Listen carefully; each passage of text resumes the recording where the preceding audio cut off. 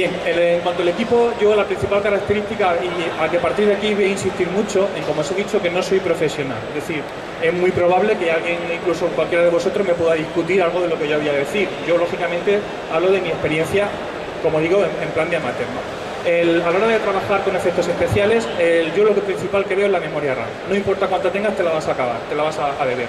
Tened en cuenta que mientras estás manejando, cuanto más elementos trabajas en pantalla y cuando haces efectos especiales y composiciones, no solamente editar, vas a conjugar muchos elementos. Cuantos más elementos tengas, más RAM vas a consumir. Y cuando te has quedado sin RAM, supongo que todos sabéis que el equipo no se puede quedar sin memoria. Lo que hace es transfiere esos datos al disco duro. El disco duro es unas 1000 veces, en el mejor de los casos, más lento que la memoria RAM. Pues en el momento en que empiezas a mandar archivos temporales al disco duro, empiezas a trabajar 1000 veces más lento.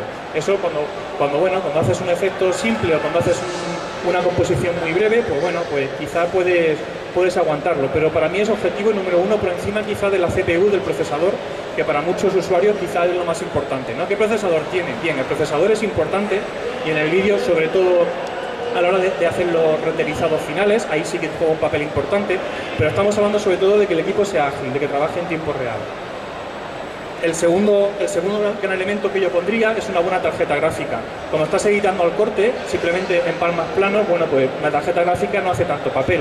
Pero en el momento, como digo, que empiezas a trabajar en 3D o en el momento en que empiezas a aplicar sistemas de partículas, que son muchos elementos, una tarjeta gráfica hace un mundo. Es decir, cosas que tú normalmente te tardarías en renderizar quizás minutos, por una buena tarjeta gráfica te lo puedes merendar, como digo, en tiempo real mientras lo estás trabajando. Luego, si queremos que aquello cunda, porque tened en cuenta cuando uno empieza con mucha ilusión, pero hace un cambio y tienes que esperar un minuto para ver el resultado, eso desanima a cualquiera. Luego, como decía, intento orientar un poco y decir, vale, mi equipo, ¿en qué me merece más la pena invertir?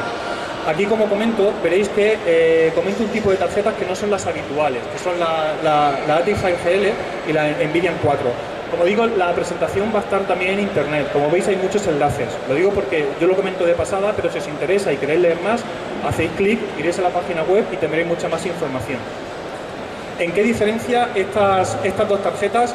Voy a abrir una de ellas cualquiera. ¿En qué se diferencia una tarjeta normal? Pues principalmente en los controladores.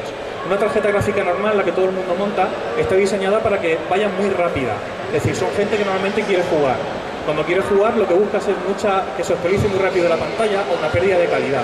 Cuando estás trabajando a la hora de editar, lo que buscas es lo contrario. Tú lo que buscas es tener un buen render, que tenga una buena calidad y demás. Entonces, este tipo de tarjetas son especialmente caras, sobre todo porque tienen un controlador específico para cada uno de los programas. Es decir, no cargas el controlador y ya está, sino que en cada programa que abres, la tarjeta tiene un controlador optimizado para trabajar con ese programa en particular. Lógicamente, eso te proporciona mucha estabilidad y mucho rendimiento en el sistema. Como ejemplo, he abierto la de ATI, pero si abriéramos la de Nvidia exactamente igual, veréis que aparece toda la lista de programas para el cual el fabricante ha diseñado un controlador específico, ¿vale? Ya digo, son especialmente caras, pero si tenéis la oportunidad de decir, normalmente cuando empecéis a hacer efectos no vais a gastar ese dinero, ¿no? Porque pueden subir por 2000 y pico euros y quizá más.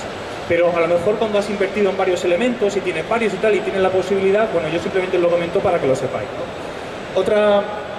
Otra buena opción con tarjetas normales, que es más económica, también mejora mucho el rendimiento, son configuraciones Crossfire o SLI. Eso es ni más ni menos que comprar varias tarjetas, tener varias tarjetas y trabajan conjuntamente.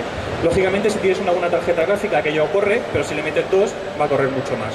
Es bastante más económico que las tarjetas que hemos comentado antes. Y bueno, pues puede ser también una buena opción si tú ya tienes una tarjeta y puedes invertir un poco más y la placa base lo admite, es importante. Hay que ver si la placa base ofrece la posibilidad de utilizar estas tarjetas conjuntamente, pues es también una buena opción interesante. Luego, otros elementos importantes, bueno, la CPU, el procesador siempre es importante, lógicamente, ¿no? Pero estamos hablando, como decía, de cosas de priorizar. No nos podemos olvidar una buena configuración de discos y particiones. Hay un concepto que es esencial. El disco duro solo puede leer o escribir de un punto a la vez, al mismo tiempo.